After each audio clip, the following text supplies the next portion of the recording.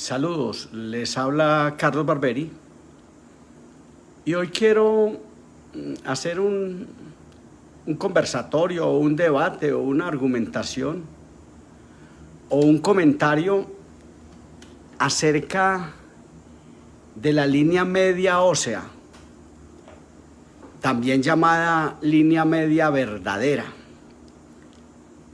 que en últimas es el centro de los maxilares. La parte central de esta maxila, donde seguramente yo me podría apoyar en la papila incisiva, en el rafé medio palatino, y establecer un centro de la maxila, un centro anterior de la maxila. Y abajo es un poquito más fácil porque abajo hay una sínfisis, una depresión que nos muestra que otrora, en el estado fetal, este individuo tuvo dos procesos embrionarios, es decir, tuvo un proceso embrionario inferior derecho e inferior izquierdo. Mientras que arriba hubo tres procesos alveolares, un proceso frontonasal, un proceso alveolar derecho del paciente, izquierdo del paciente, derecho de la fotografía, y un proceso alveolar y el otro proceso alveolar. Hay tres procesos alveolares y dos procesos alveolares inferiores. Aquí hay una brida, una huella, una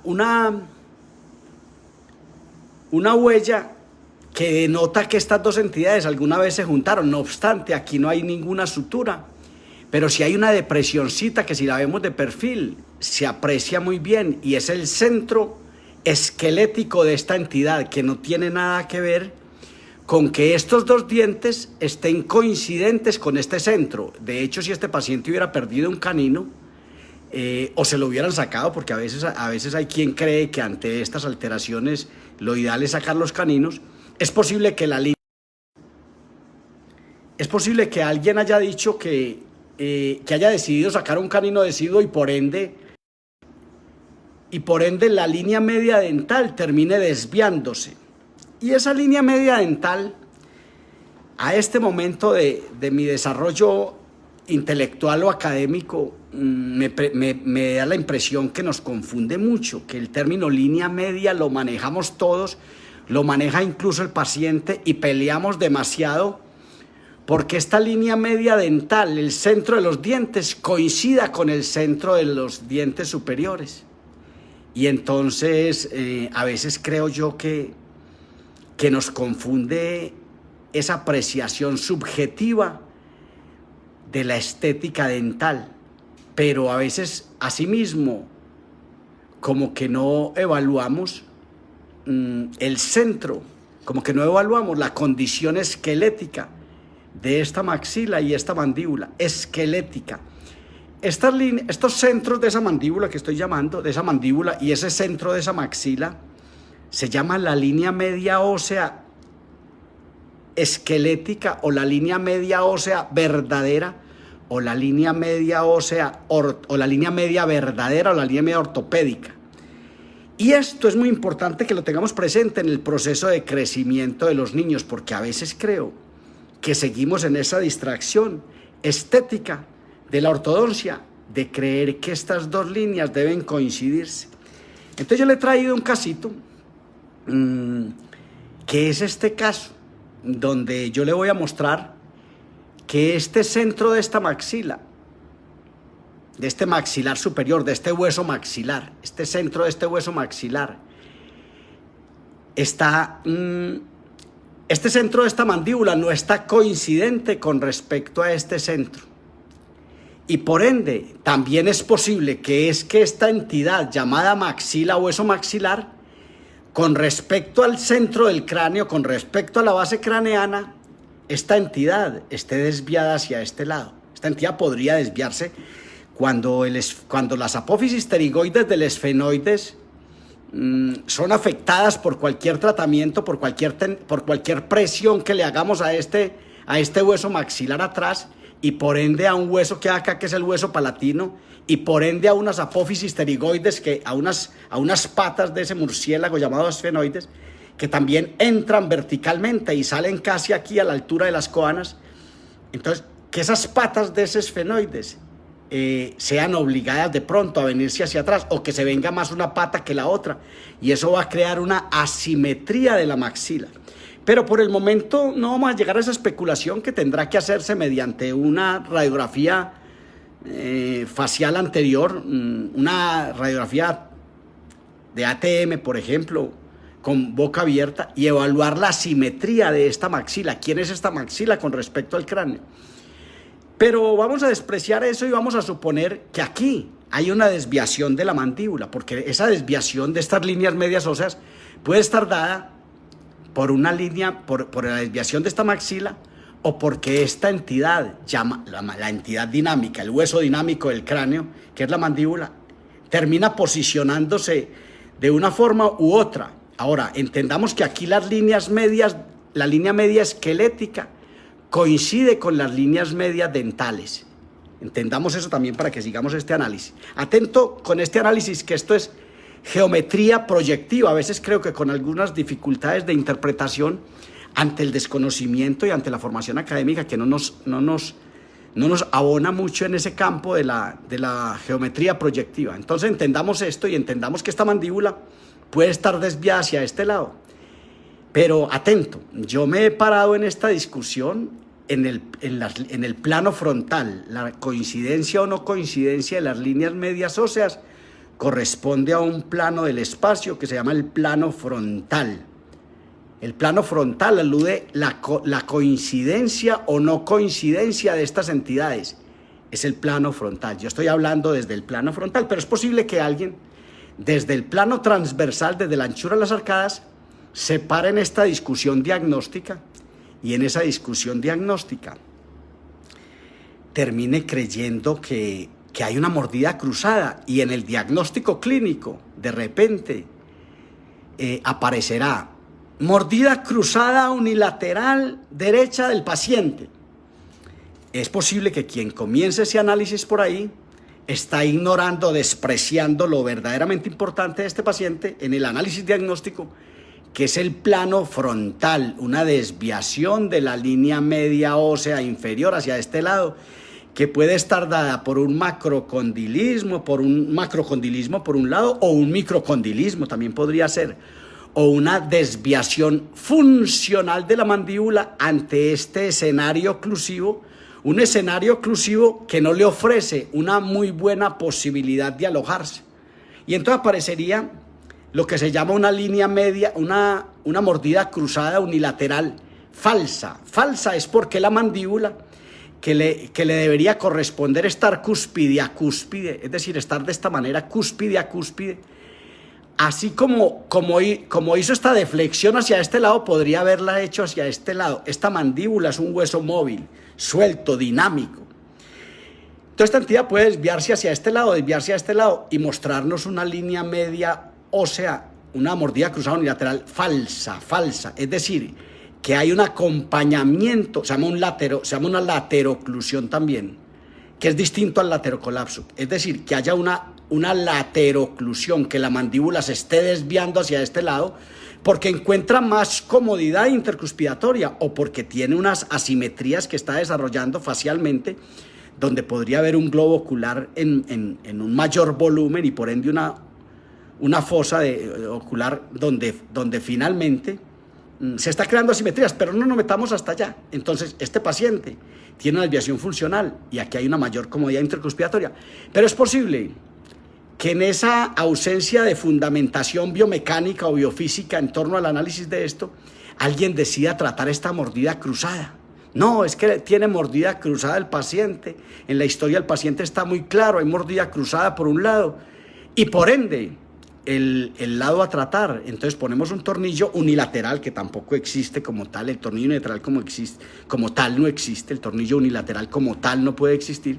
Entonces que alguien diga, no, yo voy a descruzar esta mordida cruzada unilateral, la voy a descruzar por este lado, voy a poner un tornillo para vestibularizar este lado. Sería muy buena idea si estas líneas medias estuviesen coincidentes, sería muy buena idea que él pensara en vestibularizar estos dientes, porque tendría una mordida cruzada unilateral verdadera. y si tuviera una asimetría, si tuviera si tuviera este colapso, si tuviera este lado más corto que este, que es bueno que usted en este momento le tome una fotografía a esto y tome esta fotografía y después mida de este punto a este, y después mida de este punto a este, para que detecte que este cuadrante está más vestibularizado. Es decir, si alguien viene a decir que es que va a vestibularizar estos dientes o va a producir desarrollo por este lado, esa persona está equivocada, porque aquí, de pronto si hay un colapso, existe el colapso más a este lado que a este lado. Observe esto, por favor, con mucho detenimiento. Y en esa medida, es muy importante que entendamos que esto es una lateroclusión, una mordida o cruzada unilateral falsa, una mandíbula que se vino hacia este lado, donde, escúcheme bien, donde usted de repente tiene que desarrollar este maxilar simétricamente. Usted tiene que expansionar este maxilar. Pero lo que usted tiene que entender aquí es que este es un paciente de esos, yo voy a usar unos términos que usamos mucho, un término macabro, pensaría yo, que es ese término clase 3. Este paciente es clase 3, sin embargo es posible que alguien le da una relación molar clase 2 y diga, no, este paciente es un paciente con una dramática hipoplasia maxilar, una falta de desarrollo esquelético de este maxilar que debe ser corregida rápidamente y que abundan en este momento en el mundo, porque voy a cambiar de modelo, estábamos en este, y abundan en este modelo estos maxilares, pero a veces nos dejan muy tranquilos con esta relación molar clase 1, que debe referirse más bien a esta edad como un escalón mesial. Esto es un escalón mesial. Esto debe referirse como un escalón mesial. Sin embargo, es posible que alguien con la clasificación de Angle diga, no, esto es un paciente clase 1. Este paciente también tiene hipoplasia. En síntesis, lo que quiero llamar su atención es que entienda que hoy tenemos muchos maxilares hipoplásicos, que de repente hay una pandemia por ahí en el mundo, una pandemia que denota que los pacientes en esencia tienen falta de desarrollo de esta entidad llamada hueso maxilar y que por ende la espina nasal anterior o el punto A, si asumimos esto como la espina nasal anterior de pronto, este punto A está quedado atrás. Es decir, que hoy hay una pandemia que hace que esta entidad llamada maxila, que esta entidad se esté quedando atrás. Sin embargo, todavía hoy ponemos placas de Hole con tornillo transversal, es decir, con arco vestibular, y tratamos de tumbar esto para resolver este problema. Ponemos un tornillo, porque de fundamentación biomecánica o biofísica en torno a estos procesos de crecimiento y desarrollo todavía nos falta caminar muchísimo, pero muchísimo. Entonces, es posible que entendamos que, perdón, me confundí de modelo, pero entonces entendamos que aquí hay una hipoplasia y que aquí hay que pensar en el desarrollo de este maxilar, que el grave problema que existe acá es este maxilar. Alguien dirá, no, pero también hay un apiñamiento inferior. Sí, es posible que aquí falte tamaño, pero asumamos que usted resuelve este tamaño y que usted logra expansionar transversalmente esta arcada y logra el tamaño de esta mandíbula. Usted, ese día, casi que si lograra hacer eso, sin percatarse de que hay una hipoplasia dramática arriba, es posible que usted detecte que este maxilar, es posible que cuando usted haga eso, se le cruce la mordida por este lado y por el otro lado. Es decir, que aquí, gracias a Dios, hay un apiñamiento, porque ese apiñamiento es el que ha permitido que la mordida no se cruce por los dos lados, porque aquí lo que hay es una gran hipoplasia que se nos está camuflando. Esto yo vengo diciendo, si usted no ha seguido mi trabajo, siga mi trabajo en los últimos videos, que vengo hablando de la falta de desarrollo del tercio medio de la cara, vengo hablando de la insuficiencia del desarrollo del hueso maxilar, del hueso palatino, de la rotación, de la flexión del esfenoides, y cómo nosotros parece que no nos percatamos de ellos y todo queremos llevarlo atrás. Entonces entendamos esto y entendamos que este hueso basal, que este maxilar está quedado en su desarrollo. Pero este no fue el caso que vinimos a debatir fue este caso. Aquí hay una dramática hipoplasia que debe ser resuelta con un disyuntor de la sutura media palatina. Es decir, hay que fracturar esta cola de Milano de la sutura media palatina y producir un desarrollo transversal y hacia adelante, es decir, excéntrico, producir un desarrollo excéntrico hacia adelante. es lo que necesitamos, desarrollo excéntrico, para desatrapar esta mandíbula, porque también le quiero mostrar una cosa. Debería haberla visto usted ya, algunos de ustedes seguramente ya lo vieron, porque le quiero contar. Mire qué arco tan hermoso, mire qué cuadratura. Esto se llama cuadratura, mire este arco cuadrado, mire cómo estos laterales en ese año de erupción activa, lograron hacer una erupción. Y en esa erupción activa lograron aumentar la distancia intercanina y poner estos caninos como, no sé si usted los nota, como patiabiertos, como salidos hacia vestibular. No sé si usted nota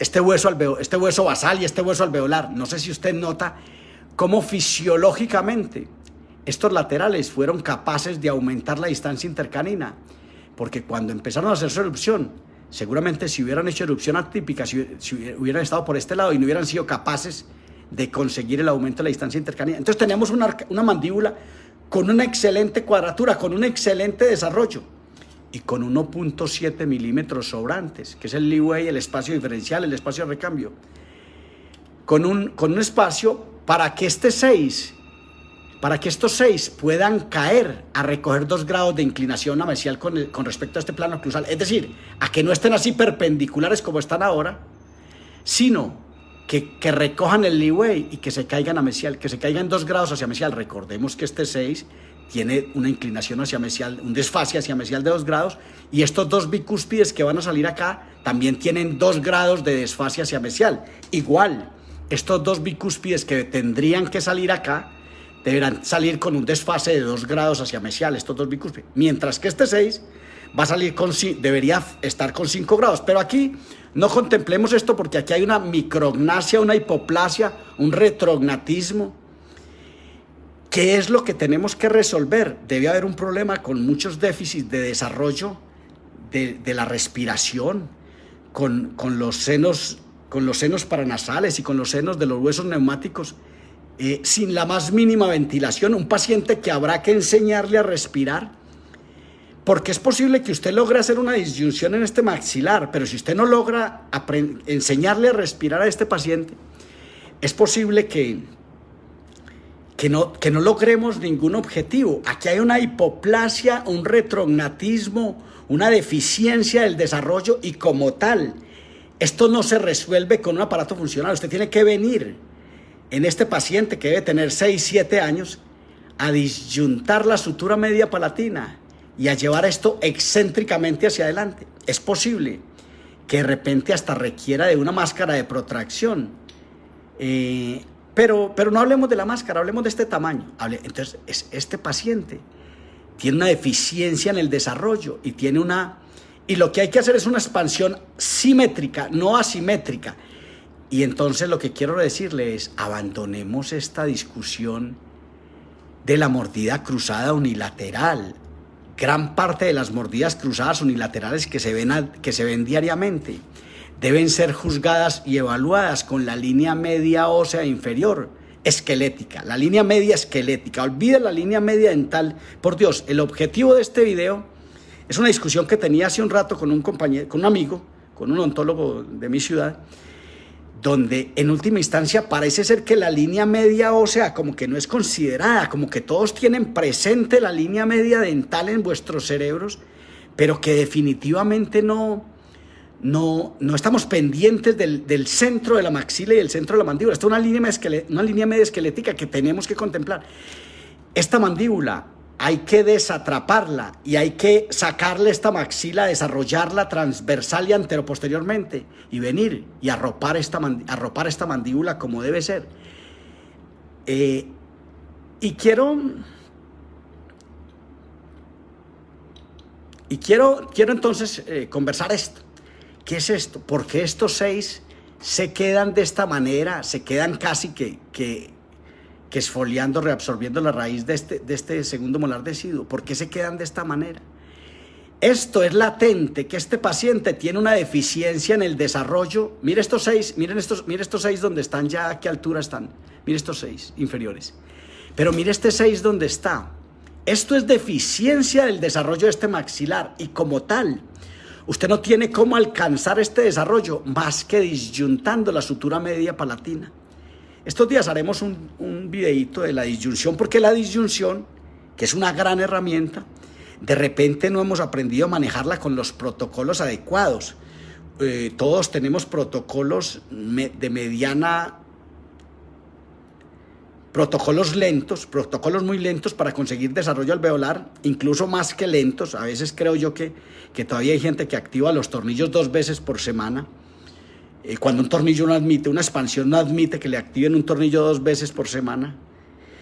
Entonces, entendamos que aquí hay una estrechez esquelética y como tal debería producirse la estrechez, el desarrollo esquelético. Sin embargo, yo quiero que, aunque no tenemos esa ayuda, también quiero que vea este canino, también quiero que vea esta prominencia, este promontorio que hay acá, que nos denota un canino que bueno saber en una panorámica qué posición tiene con respecto al este lateral, quién es el otro canino, qué relación tienen, qué grados, cuántos grados tienen, qué orientación tienen.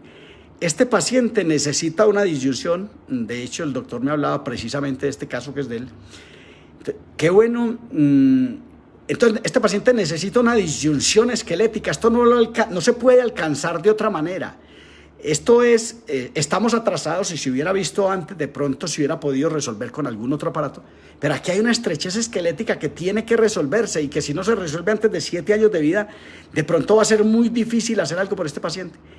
Entendamos esto como la espina nasal anterior, entendamos esto como el punto A, entendamos esto como el punto B y entendamos que esta maxila puede estar con respecto a un plano que hay acá que se llama camper, puede estar suprarrotada, es decir, que esté de esta manera, que esté en una suprarrotación, es decir, no solo hipoplásica, sino en suprarrotación, y que de repente no tenga este contacto, este parador incisal, llamémoslo parador incisal, de pronto no lo tiene y de pronto se nos bota más hacia adelante. Este maxilar hay que desarrollarlo, hay que desatrapar esta mandíbula.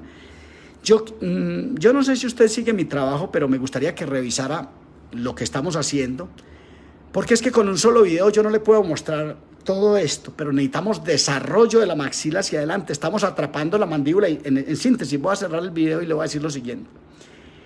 El grave problema que tenemos es un maxilar hipoplásico al que le estamos colgando aparatos bimaxilares que traemos la mandíbula de atrás y con un aparato bimaxilar le colgamos y hacemos una presión acá, o incluso hacemos una placa de Holley con arco vestibular, valga la redundancia porque placa de Holley quiere decir que tiene arco vestibular.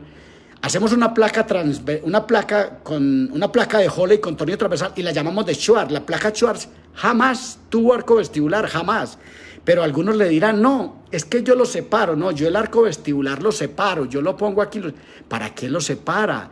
El arco vestibular no ha sido un gancho de amarre nunca. De repente, si usted está poniendo placas con tornillo transversal, entienda que usted tiene unos caninos donde puede amarrar un broche de amarre tipo Adams en estos caninos, en lugar de gastarse este espacio entrando un arco vestibular.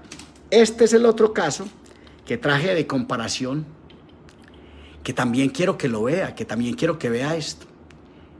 Esto es un paciente de esos que irresponsablemente llamamos clase 3, porque el término clase 3 lo usamos hoy día para todo. Todo paciente con mordida cruzada anterior es paciente clase 3. Clase 3 es un término que no debiera emplearse. Clase 3 es una clasificación de Angle para clasificar una relación molar, para que lo inventó Angle, no para hacer otras clasificaciones. Esto se llama una hipoplasia maxilar y alguna estrechez transversal esquelética de la maxila. Este es el otro caso, no el que estamos hablando. No se enrede con esto. En síntesis, vamos a terminar el video y vamos a decir, vamos a cerrar de esta manera. ¿Será acaso que los problemas de pandemia, que la pandemia que nos aqueja ahora, habla de deficiencia de desarrollo del tercio medio de la cara, de falta de fomento de los huesos de los huesos neumáticos del maxilar?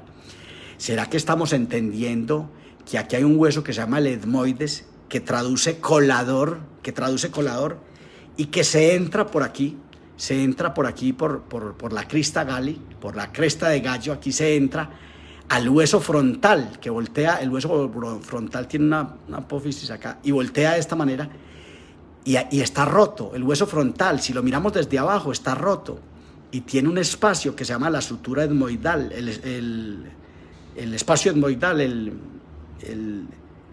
donde se mete el etmoides, para meter toda esta ventilación de los senos paranasales, del esfenoides, que tiene otro seno también, que es un seno que se cerró, que era una sutura que se cerró al momento en que el niño cambió de respiración. El niño que vivía en el líquido amniótico, un día cualquiera sale y tiene que respirar por sí solo, y en el medio del esfenoides hay una sutura que viene y se cierra inmediatamente ese día, o esos días, ese día se cierra, o al día siguiente, y se cierra esa sutura, esa sincondrosis, que no creo que admita la clasificación de sincondrosis.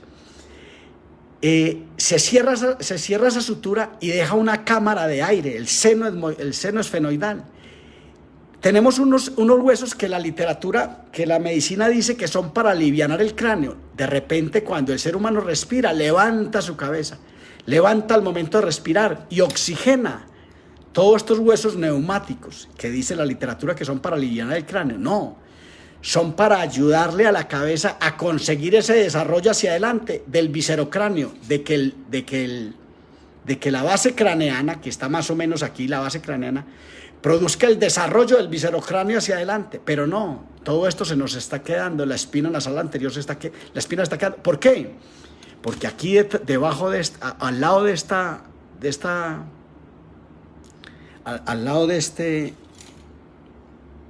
este lugar existen dos cóndilos que deberían llamarse patinetas del occipital.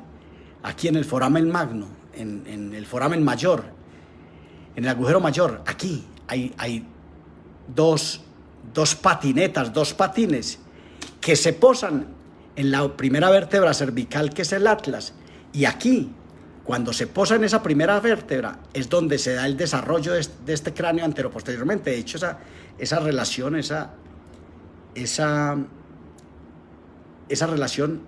básicamente es un movimiento anteroposterior, distinto a la segunda vértebra, que ya implica más los movimientos de lateralidad, aunque en el primero básicamente está este movimiento, aunque hay ligeros movimientos de lateralidad.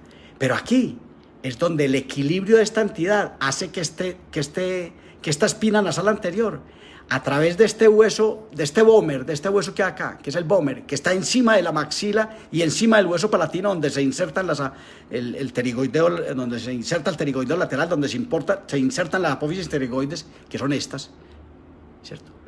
Esto logre su desarrollo hacia adelante, pero no, es posible que nos quedemos esperando que aquí se resuelva este problema. Ahora, no deje de mirar mi trabajo en Facebook. Esta semana trabajé mucho en mostrar qué ocurre con la disyunción excéntrica de la sutura media palatina y qué le ocurre a las apófisis pterigoides del esfenoides, cómo se vienen hacia adelante. Por su atención, muchas gracias. Espero no haberme enredado un poquito. No tengo libreto cuando hago estos videos, que los hago más a base de pasión. Dios les guarde. Muchas gracias.